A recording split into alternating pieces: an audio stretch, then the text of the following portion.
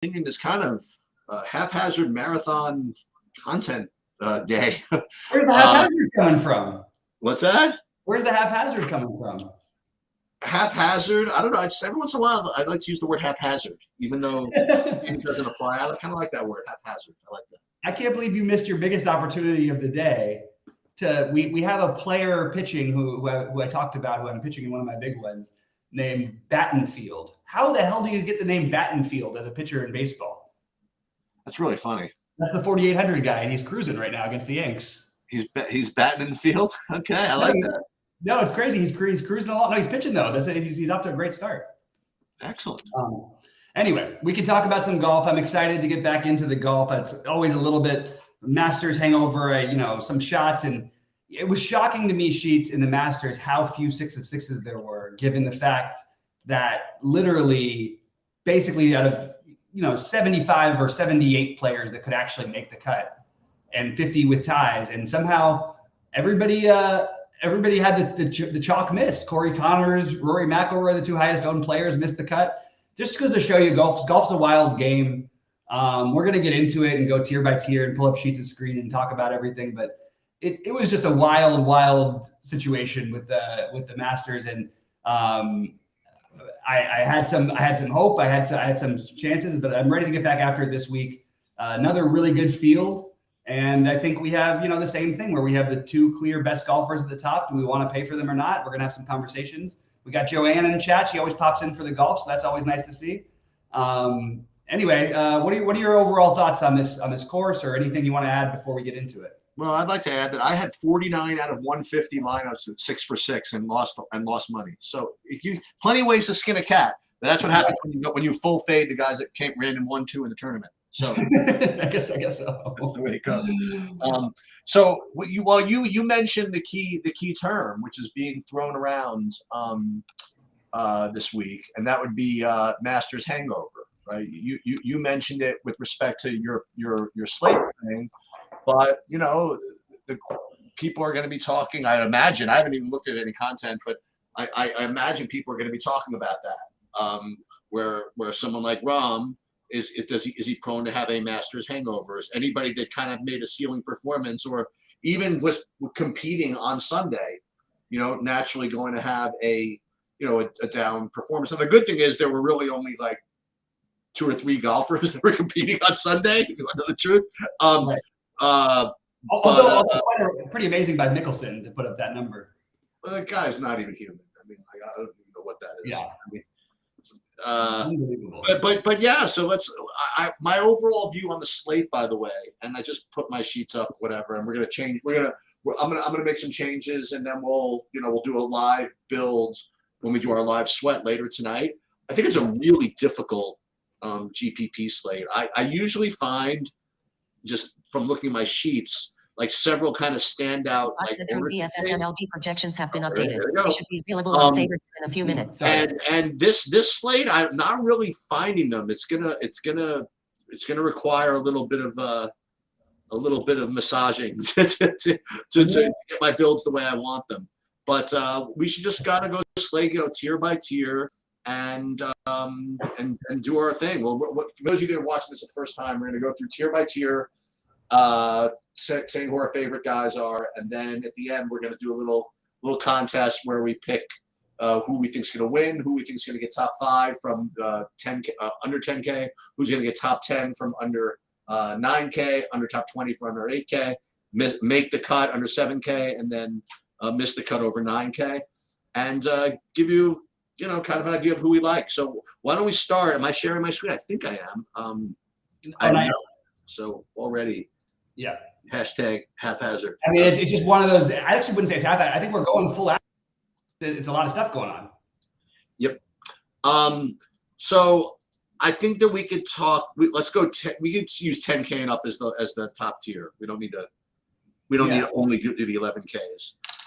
Go ahead. You start. Yeah. No, I just don't know what we're talking about here. I'm sorry. Go ahead. Start the 10Ks. Okay. So. All 3 of these guys, well, not all 3 of these guys. So I have Scheffler, Cantlay, and Rahm above the others with respect to playability. And I have all 3 of them pretty playable. But I would like to say that I think that the 32% ownership projection on Cantlay is pretty egregious. There's no universe where I'm playing that at 32%. And that's your guy too. You even play him at you'll play him at 20, but you don't play him at 30, huh? I guess not. But yeah, I'm not interested in that. I mean, he's showing up as like one of the top plays, but 32%. I'm showing Scheffler at 24 and Rahm at 21. So I prefer Scheffler and Rahm to Cantlay of the 10Ks and up. Colin Morikawa, he is the lowest owned I have of all these, and projects a little worse, but maybe this is where you start. Okay, so you want to start talking about GPPs. So why don't we start? This is going to be my opinion with Morikawa as the lowest owned, maybe of the 10Ks. That shouldn't actually. Spieth is going to be lower than him, but I think Morikawa is probably a good play. But I think all these 10Ks, Scheffler, Cantlay, Rahm, they're all very strong. I'm not full fading them this week, and Morikawa would be I guess my first pivot. Interesting. So I want to throw out a few things that I have a few thoughts on that. Like a lot of this is going to come down to lineup construction. Yeah. Rahm and Scheffler are significantly better. I actually think Rahm is going to end up, as usual, way lower owned than he's projected. Yep. Especially considering that he just won the Masters. Mm-hmm. And look, if there's a time to have a letdown, we could all forgive him for it. But at the same time, it's not like he's one of these guys who doesn't go out. He competes. He's a competitive guy. He goes out there and literally expects to win every tournament. And, they're in a tough fight. He's going to be in a tough fight with Scheffler all year long for the FedEx Cup rankings and everything, and for the top player in the world. And I'm sort of just – I actually think there are some cheap enough guys where you can play some Scheffler-Rahm lineups together. But I love the Morikawa idea. He's probably my favorite when you factor in ownership in the top range. And I just am with you on the Cantlay thing. It's just, can we do it? I don't know if I can, man. No thanks. It just feels wrong. And also, as good as he is, I don't think we're talking about the same class of golfer. I really don't. I just think that he's a very good golfer. He's always going to be consistent and good. He had one crazy year, and he's going to be right up there in the top 20s. And he's more of a Xander type of guy, to me, than these guys. I just feel like I don't think 10-3 at 30%. I just don't see any reason on this kind of a turn. There's so many good plays. I'll tell you what. Okay, you want me to pick someone to finish top 10? I'll more than happy to pick Cantlay. Let's compare Cantlay to Jordan Spieth, like just for the hell of it. Okay, so Jordan Spieth is like much worse projected than all these guys. Right? He's certainly much worse projected than Patrick Cantlay. He certainly is much more volatile than Patrick Cantlay. But I will say this, that listen, this is kind of an ignorant thing to say given the win odds and stuff, but give me Spieth to win the tournament. You know what I mean? Like 5% ownership. I forget to winning the tournament. Let's play him in some DFS. Yeah. Maybe mix him in with well, that's my point. My point is the way these results distribute. If you're going to play a guy over 10K, you give me him a low ownership with significant winning upside, but I think that's what Spieth has. He's got big winning upside. He, and not that Cam doesn't have winning upside, but it just, I don't know. I would just prefer to play super low owned and Morikawa than play chalky Cantlay on a slate like this. Yeah, for what it's worth, 60% of the writers at PGAtour.com actually, not to top five, not to anything, pick Cantlay to win, which is just kind of crazy. Like, to have 60% of people picking the same. Listen, this is what happens. There's I forget the exact term, the exact phrase, but there's something like baseball where they say like a momentum goes as far as the next day's starting pitcher and stuff like that. And golf is funny. People just presume that there's momentum and one thing leads to the other. And the guys that are like Cantlay, they've had a good performance.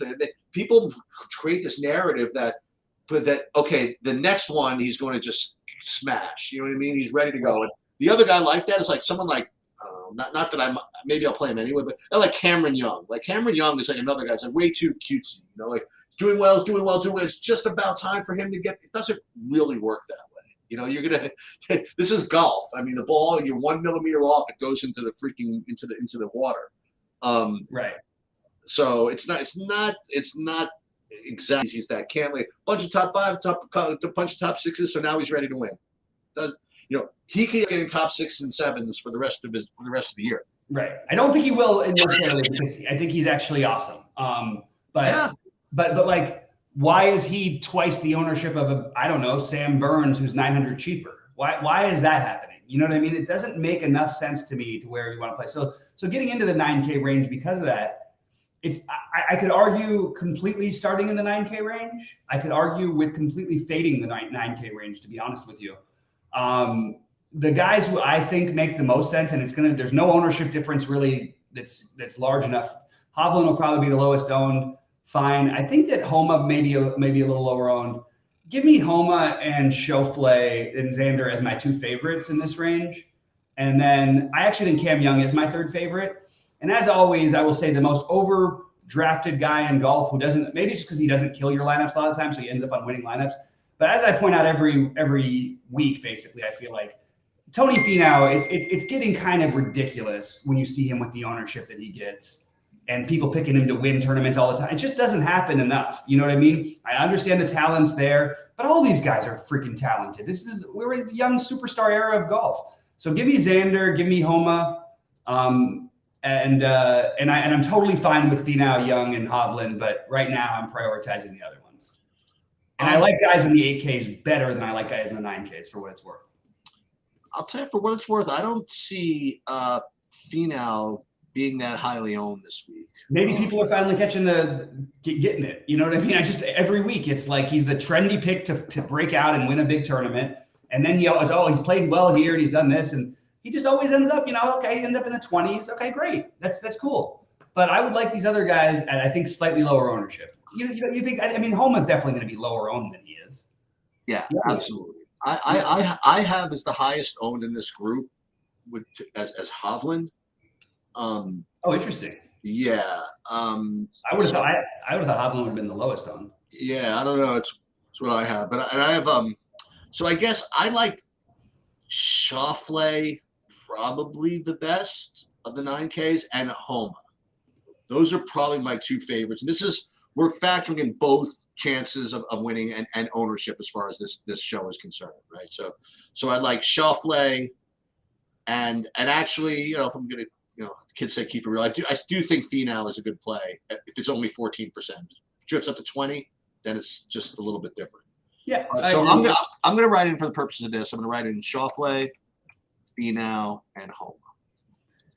Yeah, and I think that's what we've got. So the thing I'm looking at here though is that I prefer the 8Ks to the 9Ks, and I prefer the lowest owned of the 8Ks to the rest of the 8Ks.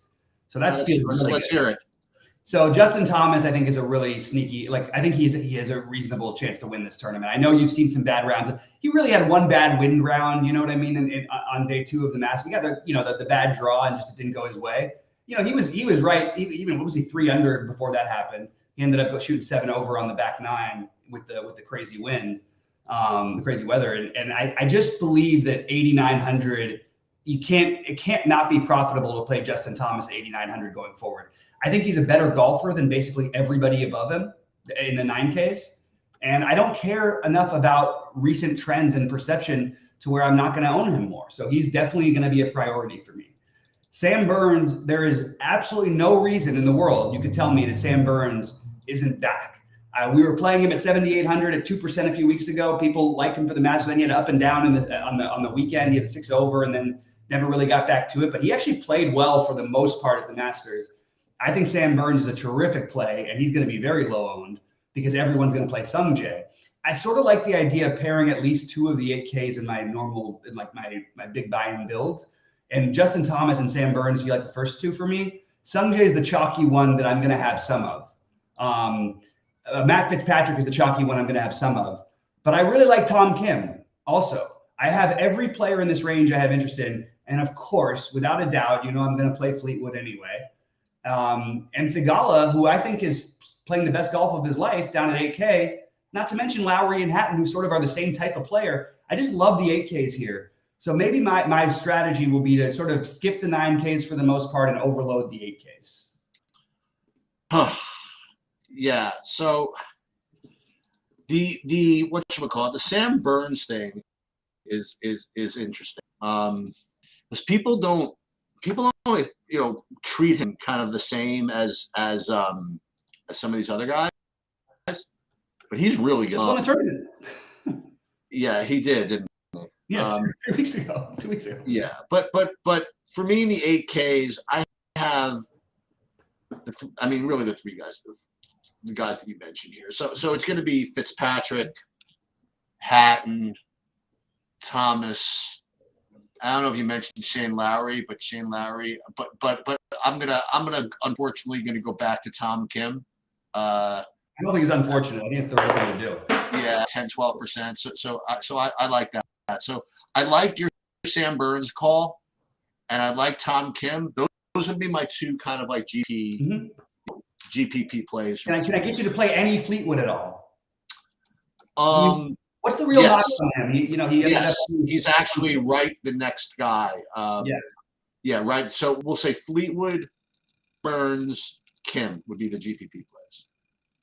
Yeah, I love it, and I'm going to throw Thagala into my mix as well, just because I think that there's real upside in this 8K range, and I think the 9Ks are going to be heavily owned. I think there's some of these 8Ks will too, but I can play the different 8Ks and feel very good about it. All right, 7,500 to 8K sheets. What do you got? Right. So the two guys that I have, I have three. Well, 7,500 and up. I got a few. So top rated guy is Matt Kuchar, but not by much. He's about 6. I have him at 16% ownership. And then the obvious. I mean, people just saw how well he played this last week as well, and he's always a model darling. Russell Henley at 7,800. He's going to get ownership. He looks pretty good. Corey Connors, although he, S the bed, whatever it is, he's going to still look good. But I'm more interested in kind of the lower owned guys. So let's start with Siwoo Kim. So Siwoo Kim at 7,600. I'm looking for guys under 10%. So there's him. Ricky Fowler, I think, should be a little too popular. And then there's Chris Kirk. So these, I'm really just identifying guys that I have less than 10%. Or at least close. So Chris Kirk and Siwoo Kim would probably be the two GPP plays. But as far as like just where they just kind of rate, it would be Kuchar and Henley, and then Connors like the top, cashy type plays. Yeah, I have to double check something about my courses here because I think I may have mixed something up, but I'll figure it out. All right, so look, I'll start at the bottom. I love Chris Kirk. I feel like he's being a little bit disrespected, and I think that 7,500 at no ownership, Chris Kirk is definitely going to be a guy or low ownership. I shouldn't say no ownership. He's going to be a guy I have some interest in. I also like your guy, Keith Mitchell, a little bit. The guy you usually talk about. He did great on Sunday. He was like +9 for the day. Yeah, he was really, really awesome. Fantastic. I like Ricky a lot. Ricky Fowler. Yeah. And then I'm mixing in a little bit of Connors, Henley, Kuchar, Rose, but not the standouts. For me, the ones I'm going to be well overweight on will be Chris Kirk, Keith Mitchell, because mostly ownership reasons, and Ricky Fowler. And then I think Gary Woodland is an interesting, 7,500 play. All right, 7K to 7,400 sheets. You want to go through your like there? Sure. I don't have as much here as I usually do, but it's the usual guys. Actually, that's not true. So I have 1, 2, 3 guys I want to highlight, and one of them is about 10%, and that is JT Poston. Yep. I have 2 others to mention. One is really only going to be 10. I mean, I feel like Poston. I've heard his name a lot. He had 3 top 10s here. You could be right. I mean, you could be right. Then, as always, Tom Hoagie for me. Looks good. And then there was a guy we haven't played in a while, or I haven't played in a while. Oh, I like that he's showing up here, and only 5% too, is Adam Hadwin at 7,300. So those would be the 3 guys. And it's funny, I usually have more guys in this range that are like rate higher on my sheets. But that's pretty much what I got. Then other guys I just kind of don't feel like playing in GPPs are Eddie McCarthy, Brian Harmon, Kurt Kitayama maybe, but I like the guys I mentioned. Tom Hoagie, Adam Hadwin particularly, and JT Poston. Same page with Hoagie. I love the unknown Min Woo Lee here. Ooh, I like that. Me trying to get my money back for playing him in my $2,200 buy-in at the Masters. Yeah, that's right. But did you see what he did? I mean, Sheets, the guy literally, because they have the one 355 par 4, and he freaking hit it. It bounced off the green. He actually drove it. He was the only one to do it. Yeah. He's further than anybody, and he's a much better golfer than he gets credit for. You're seeing some sort of sporadic results. I have no problem with low ownership Min Woo Lee. I think he's better than until you get to the 8Ks. I think he's arguably going to be the best, if he's not already the best golfer in this range. I really believe that. And maybe it'll take a year. Maybe I'm early. That's fine. I just really like him. I'm with you on Hoagie, as I mentioned, and I love Poston. Even if he's chalky, I'd probably play him. So if he's not, I'm certainly going to be well overweight on him. And I think Seamus Power in the same range is mildly interesting to me. I've sort of been keeping an eye. Steph Straka's I put it like sort of inconsistent, but putting together some really nice rounds. So I've got him on my list right now. I've got Kurt Kitayama on my list. I've got Cam Davis on my list, and I've got. I mean, this is embracing variance. Davis Riley on my list, and Steven Yeager. So I'm into the lower owned group of these 7K guys, and I'll probably even throw an Adam Svensson in there as well. I don't mind if you want to go Justin Suh. There's just a lot. This is where I'm getting a lot different. You know what I mean? A lot of 2, 4, 5%ers that I'm going to be 20, 25% on, or maybe not that high, 15 to 20% on. And that's sort of what I'm doing. The 8Ks and the bottom of the 7Ks is my favorite spot to attack. All right. Under 7K, I got a few. The once and former hero of match play, JJ Spawn, 6,900. Nick Taylor, who I always seem to have in this range, 6,900, and then Brendan Todd at 6,900. So those would be the three guys I would identify in the 7 below range. And I have to say that I might end up getting them because again I do like the top guys. Like I like Scheffler, and if you like Scheffler, imagine if I try to get a lineup like Scheffler and like Morikawa or something like that. I think something like a Brendan Todd to make the cut. You know what I mean? Like, I think that'd be pretty useful in a lineup like that. Yeah, I got you, man. I'm okay with Brendan Todd, but I love both Spawn and Nick Taylor. Oh wow. I really like them. Like, I think that this is a pricing mistake almost. I have no, why aren't they in the high 7s? You know what I mean? It feels like they should be. And I think that these guys are competitive enough to where they can battle, and they can battle for top 10s and top 20s. I'm totally good with them. I think Tyler Duncan, who's actually been sneakily playing well, is pretty interesting. And I think that I'm tempted to say Scott Stallings, but I don't want to have too many guys down here because I really like the ones that I like. But Stallings also shows up, Herbert, Hayden Buckley. Of course, you know me, I'm going to throw the general into 1 or 2. You know what I mean? Yep. I don't think this is like a priority spot for the general. Too many good golfers, but at the same time, 6,700, I always like to take shots there. Andrew Putnam, Davis Thompson, Ryan Palmer. There's some reasonable players down here. And the one who is I have two like unowned ones that like one I think can actually contend here, and that's Luke List.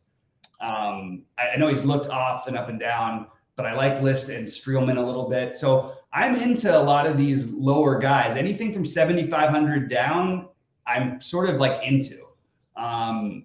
I don't think you need to go below like the 6,500 range, but if you did, Smotherman, Adam Long, these are just like names that are just popping up a little bit for me. The never make a cut anymore, Troy Merritt, and the struggling Caleb Taryn, and the up and coming Carson Young. All these guys are on my list. Oh, and Doc Redman is too. But the main thing is I want to focus on the Spawn and Taylor because I really like both those plays. And I like Tyler Duncan a pretty good amount as well. He and Putnam would be my next 2 favorites. For what it's worth, Tyler Duncan was the next guy that I was going to. Yeah. All right, so we get to play the game now, Sheets. Okay, so you get to pick first who you taking to win the tournament. And it doesn't matter if you Let's take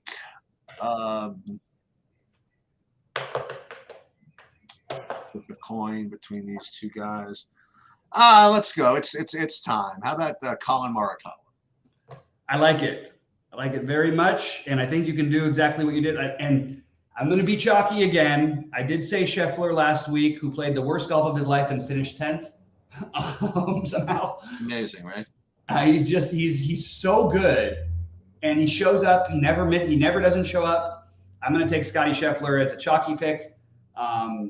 That's what I got. That's the other one I was going to take. Yeah. And Maury was under 10K to make the top 5. So under 10K to make the top 5, I am going to say Justin Thomas at 8,900. To stick to my I will go with Max Homa. Okay. All right. I like this little gathering we got here. We got a lot of the guys who are my guys here, so that's nice. In the 8Ks, I love the 8Ks so very, very much. To make the top 10, I'm going to say Sam Burns, but it's very hard for me not to just list down all of these guys. I think they all have a wonderful shot. I'm going to say Sam Burns, but I'm going to also point out that I don't want this to be the time you forget to play Fleetwood at no ownership. Not you, but everybody. So I will say Sam Burns, Fleetwood, but Burns is my pick. Okay, so I know I gave away an extra one, but I wanted to just let people know he would be my last cut. It was really close between them. Well, I don't know what to do about this then, because without saying who was going to be, like if I liked Fleetwood as my pick, am I allowed to pick him? Or of course, yeah, that was just me throwing out the love for Fleetwood. I didn't think there was a chance you were going to pick him, but I love it if you do. I mean, so we have a Burns, and so you pick Burns, right? Because you already have the Thomas going to the top 5. Right. I think the right answer is pretty obvious, but we're whatever. No, I can't give people too many. No, just one guy. I'm just saying. I am going for top 10, right? Yep. Yeah, I am going to go with Tommy Fleetwood. All right. This is amazing. I really thought you were going to go for like Hatton or Lowry or Fitz or Tom Kim. I like all, and I think Sung Jae. I'm just going to make a note because I'm going to be off the chalk in a lot of spots. Sung Jae is a place I think I might eat a little bit of chalk. I may not need to because I love the 8K so much, but I just do like Sung Jae here quite a bit. All right. Under 8K to top 20. Who you got? I mean, I will snap from you. I believe I will snap from you, Chris Kirk. You did snap him from me. I love that you picked him though, because that means I get to take another guy. Yeah. And what's great about this so far is we're not really on the chalk, which is always nice. All right, I'm going to say top 20. I'm going to say Ricky Fowler. Okay. I don't know if I've ever said Ricky Fowler, but I just did. Actually, I probably should have taken someone in the under 7,500, but I will say Ricky Fowler. Anyway, whatever. Under 7K to make the cut. I have two I love, so I'll let you pick first because you might pick one of my guys. I mean, I already kind of alluded to it when I was talking about the range before, so I will say Brandon Todd. Brandon who? Todd. Oh, Todd, yeah. And I am going to say JJ Spawn. And, well, no, I'm going to say Nick Taylor, but I almost picked JJ Spawn just to, again, I don't want to name too many guys, but still, I'm going to build heavily around the guys we mentioned. I'm going to include a few of my other 8K guys in some builds, and should be a really fun weekend, hopefully. Hopefully we have a Sunday sweat. And by the way, if anybody has a real legitimate, like a big Sunday sweat, let us know, or any sweat ever. Just let us know, and maybe we can pop on. If it's not Sheets, maybe I can, maybe Rody can. And we could have some fun with it. I'm really into this cut sweat idea. Maybe it's because it's Wednesday and we're going to be doing it tonight. But guys, if you are watching this now or anytime soon, remember, join us tonight at 11 Eastern. We're going to be doing our crazy stuff. So Bobby, I have a question. What do I have to do for you to remember that we have to pick the guy to not make the cut? You probably have to reprogram my brain because it's the least interesting part to me, but I am happy to do it. So let's do it. over 9K to miss the cut. This is really, really hard. I have I'll go. I'm going to throw him into GPP lineups because his ownership, but I'll say Jordan Spieth is the most likely. Well, then, just for funsies, I will go the aforementioned Tony Finau. All right, look, that was my other one. Although he does always make the cuts, though, I have to say. He always just does, and then he ends up even for the tournament. No, the fact is that all these guys are going to make the cut, but that's not the point. You want to hear something crazy? In the last 23 years or 25 or whatever it is since Tiger came up, he is 100 in majors. He's 126 under par going into the Masters. He was, and the next best golfer in that range who played more than five majors or whatever, the next best, or I guess maybe they had to play 10. I can't remember. Was plus 125. He was minus 126 and they were plus 125 as the second best golfer. I just thought that was an unbelievable stat. I've never heard of anything like that. You could be that much better. Anyway, should be fun. And we'll be live later talking about doing some builds and it's going to be a tough. It's going to be a tough build. I don't know exactly where I'm going to come out on this one. Well, I've just got the Scheffler, Rahm, and then all the 6,900 guys I talked about. Why not? Anyway, it should be fun, guys. Good luck to everybody. Sheets, anything else before we get out of here? No. Good luck, guys. Let's make some money.